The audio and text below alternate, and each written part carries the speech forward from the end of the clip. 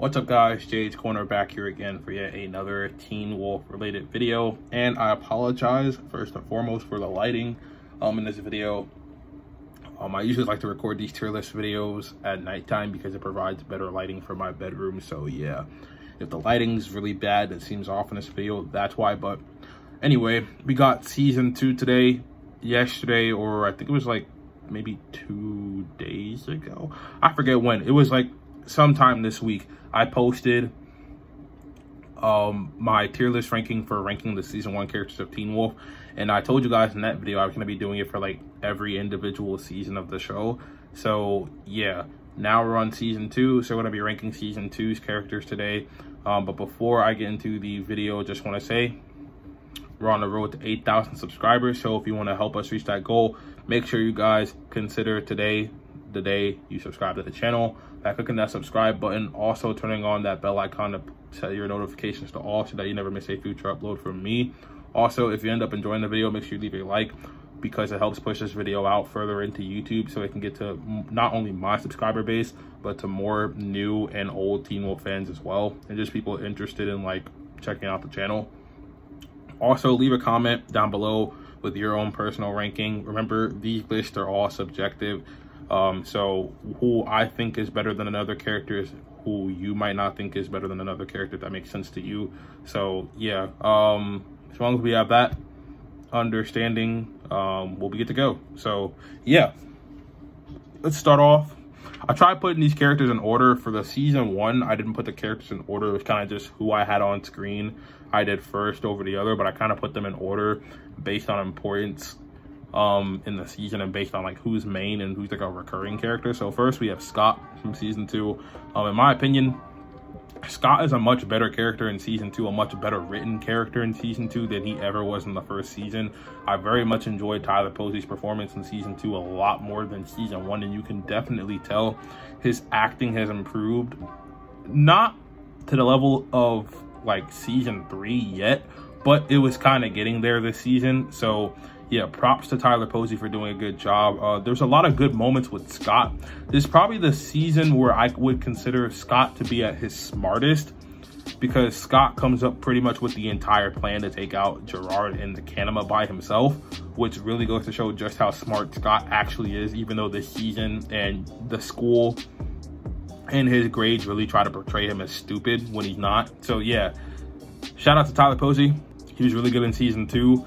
And yeah, I really enjoy Scott in season 2. So because I enjoy Scott so much more in this season than the first season, we're going to put him in B. Because in season 1, we had him in C, but I think Scott deserves to go up in B.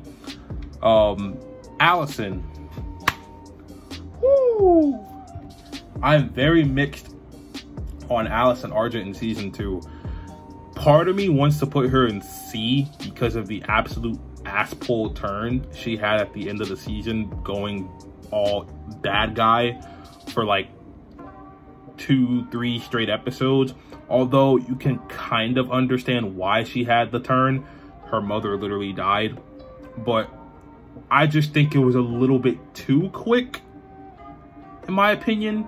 Like, I feel like it wasn't set up enough. So I felt like her villain arc wasn't earned that much, rather than like if you would have built it up from the beginning of the season, then it would have made a lot more sense. But it kind of started really coming out of nowhere towards the second half. Like episode like maybe 8, and then like episode 9, 10, 11 and all the way to like the end of 12, she's like full on villain on Gerard's side. So yeah, not really a fan of that. But other than that, like in terms of like the stuff she does where she's not in her villainous phase, she's pretty good this season. I like her a lot more in season 2 than season 1. Same thing with Scott. I think she's a much better written character. And much like Scott, Allison doesn't really find her full-on completed identity, in my opinion, until season 3, because that's when I like completely start falling in love with Scott's character and Allison's character. That's when I think they, at least Allison, was at her best written. Obviously she's only in the first 3 seasons, and she's going to be in the new upcoming movie. So yeah, cannot wait to see Allison come back later this year in Teen Wolf the movie. And for that, we're going to put Allison We're gonna put her below Scott this season because I don't like Allison as much. I think season 2 is probably my least favorite Allison. Next is Stiles. Stiles still belongs at the top of A, still the best character in the show. We learn a lot more about Stiles this season, a lot more complexity with his character. Dylan O'Brien once again knocks it out the park. Again, pretty much everybody has talked about just how good Stiles is in all the other seasons, including myself, for years, so I'm not going to repeat a lot of the same talking points I've made literally since 2017 for his character. Stiles speaks for himself. He's a god tier, goated character.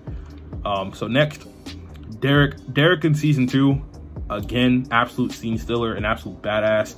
He was a terrible alpha, but he did start to give us some of the earlier good fights when the series really started having a lot better choreography with their fights rather than just, I don't know, cutaways or however you want to describe it. But yeah, there were a lot of good fights with Alpha Derek and the Kanima this season. It got to really showcase who was stronger than the other, the Kanima clearly being superior in every way to Alpha Derek. Like, it's not even up for discussion or debate. Derek lost like damn near every fight he was in with the Kanima. Derek was also great this season. I like how he like immediately knows what to do with like building a pack and stuff. How he went about it was kind of sus. Especially like the whole Erica thing. You can kind of see it as sus, but it's not the same thing as the whole Kate situation, because he's not trying to he's not sexually attracted to Erica and he's not preying on Erica. Or clearly that's not the case when Erica tries to like push herself onto Derek. She like literally jumps on him and kisses him, and Derek's like immediately disgusted. He's like, literally, don't ever do that again, because it's literally a minor with an adult. Derek is not fucking with that shit. So yeah, and I've seen people try to make the argument for that too, be like, well, Derek did it too with Erica. Like, no, stop. It's completely two completely different situations. Like, Derek only advanced on Erica like that to coerce her into making the decision to getting the bite. No sexual advancements whatsoever, so please stop. But yeah, Derek's definitely an A. Like, there's, again, one of the characters that makes the show so interesting. Lydia this season, still mid. Do not like Lydia. Still too whiny, too bratty. I don't know what it is. Like, her whole thing this season was probably one of the more least interesting storylines in my opinion. Like, I just did not care. Like, Lydia is probably not going to go up in A or B until like season 3 or 4, let's be honest. But she is better than she is in season 1. I'll give her credit, but she's still not my favorite. So yeah, Lydia will stay in C. Next, it's going to be Jackson. I'm going to put Jackson in A for season 2. Jackson is such a fantastic character this season. They really did a lot with his character. We got to see a lot of the issues Jackson was dealing with internally and externally, obviously being the Kanima, and it allowed for a lot more insight to his character. I want to actually make a video on Jackson, because I think Jackson earlier on is one of the more interesting characters, at least in terms of complexity. He's one of the more interesting characters in the series, and it's very interesting to see him do the things he does in season 2 when he's not in full Kanima mode, obviously. So yeah, Colton Haynes killed it this season. Absolutely fantastic. He was definitely a missing presence in season 3 and season 4 and 5, and even 6 part 1 until he came back for like what, 3 episodes in 6B. Absolute waste of a comeback. But yeah, Jackson was great in season 2.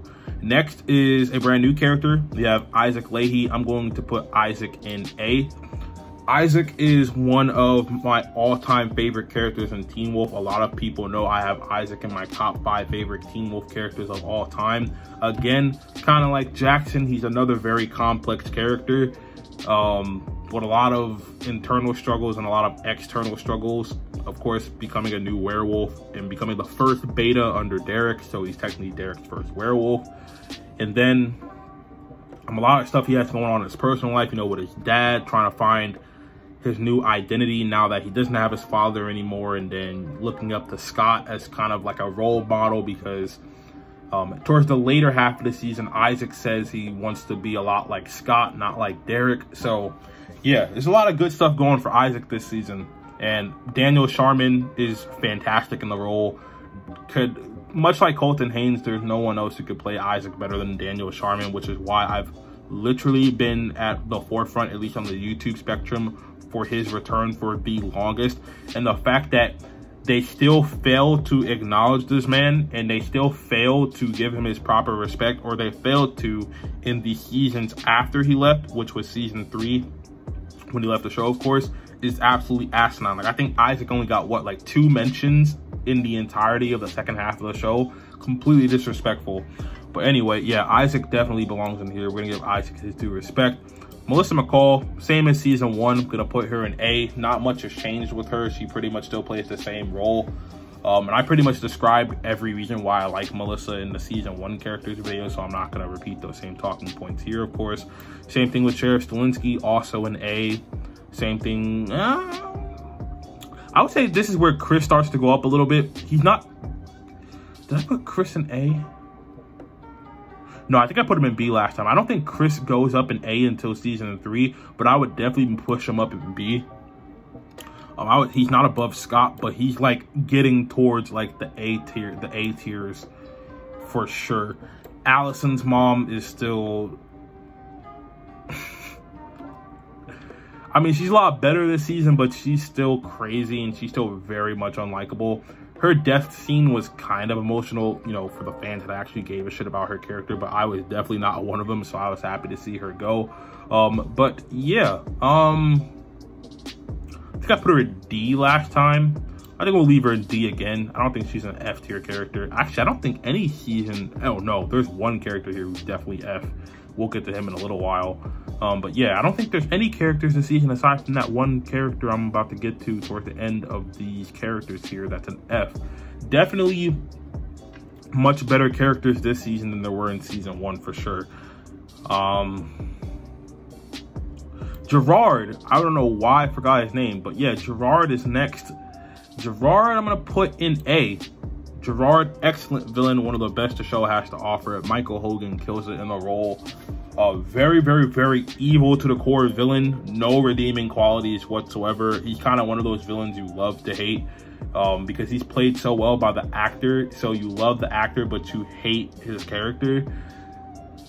He's just a very smart, calculative, manipulative bastard because he literally tried to groom and manipulate Allison into getting on his side of, you know, hating werewolves, which is why Allison had that turn in the first place, even though, like I said, it was out of nowhere and it was bullshit in my opinion.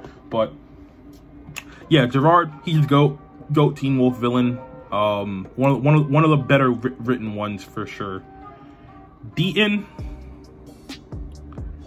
still a B in my opinion. I don't think he's an A. Like I said, in the season 1 video, he kind of serves the same purpose. He serves the same role, in my honest opinion. And yeah, he does the same thing in season 2. Although we do learn a tad bit more about Deaton, but still a B. Young Peter, I added Young Peter on this list because I felt like they kind of wrote him to be his own character, even though it's just Peter's consciousness being projected onto Lydia through her mind. And it's just him projecting his younger self to manipulate, I was about to say Malia, Lydia into helping him come back from the dead. So I'm gonna give young Peter a C. He's not great, but he's not bad. He's just there to serve a specific purpose, and he served that purpose well. Now, Coach, A. There's nothing to say about that. Erica, I'm not too fond of. I know there's a lot of Erica fans out there. I know Croheezy's an Erica fan. Shout out to Croheezy, by the way. He was in the last live chat for the last tier list video I put out. So shout out to Croheezy. Hopefully he comes back to YouTube soon. We definitely miss him over here. But yeah, Erica is very mid to me. She's not all that great. She's probably my least favorite of the werewolves that are part of Derek's pack. So yeah, I think Erica is gonna go in. I like her more than Lydia, but yeah, C is like mid tier in my opinion. Actually, I'm gonna change C to mid. There we go. So C stands for mid. Boyd, I'm gonna give Boyd a B. It was very cool seeing an African-American werewolf for the first time. But actually, a lot of people don't know, Boyd was actually the inspiration for a lot of the new characters that are part of my original book series. So shout out to Boyd for being an inspiration, because it inspired me to create more original, awesome werewolves that are not just, you know, white people. I wanted to make more werewolves that were African American, because, you know, most of the werewolves you see in film are like, is like, not to be racist, but it's just like white guys, you know. And there's not enough, damn, I don't even want to use that word representation, because it makes me seem like one of those type of people. But yeah, it's like, I don't know, I just feel like we need more African American werewolves, and not just African American werewolves, like more like werewolves of other cultures and other ethnicity groups in general. But yeah, shout out to Boyd for being that, and he's just a pretty cool character. He's definitely my second favorite of Derek's pack for sure. Season 3 really broke my heart with what they did to him, but we'll get to that when we get to that video. Next is Matt. Matt's going in A. One of the most underrated villains of Teen Wolf. I've been saying this for years. I love Matt's story. Very sad how he went out. Very sad backstory. I know I've seen some people in the community make fun of Matt, but that's actually a very serious phobia and like trauma, like not knowing how to swim and just being afraid of the water. I actually know some people who are like afraid to even go to the beach because they don't want to like risk, I don't know, going into the ocean or something. But yeah, very good villain, very good villain, and also literally carried one of the best episodes in the entire series with Fury. So yeah, yeah, shout out to Matt. Matt's getting his respect today. Peter, actually, Peter's not in the season as much. He's only in like the last few episodes after he comes back. He's only in, I think, like 3. So I think I'm gonna put Peter in B this season. I'm gonna put him at the top of B, just because he doesn't have as much of a presence in season 2 in terms of like being alive and actually being there than he did in season 1. So yeah, Peter goes there. Danny still mid. Not, my thoughts haven't changed on Danny that much. Actually, I'm gonna put Danny behind Peter. Jackson's dad, D. Did not like him at all. This fucking dipshit again, put him in F. Fuck that guy. Oh, we have 2 Fs. I didn't even realize he was part of the list still. Yup. And this fucking guy too, Isaac's father, yep, another tard, another asshat, put him in F as well. Miss Morell, Deaton's sister, I'm gonna put her in mid. Not as interesting as Deaton, but she's not a bad character either. We're gonna leave her here. So yeah, that's gonna do it for the season 2 ranking, and now we are going to rank them in the order of which I think they belong in the individual tiers. So we're gonna go, it's Styles, Derek, put Jackson, Isaac, Coach, Melissa, Matt, and then Gerard. Then I'm going to put Peter, Scott, Boyd, Allison, no, not Allison, Chris, Allison, and then Deaton. Then I would take Erica, Lydia, young Peter, Miss Morell, and then Danny. And then Jackson's dad, and then Allison's mom, and then it don't even matter where these 2 go. They can both share the F spot to me. But yeah, with that all said, that's going to do it for the Teen Wolf Season 2 ranking video. Make sure you guys have a great rest of your day. Peace, love, and positivity as always. Don't forget to hit that subscribe button.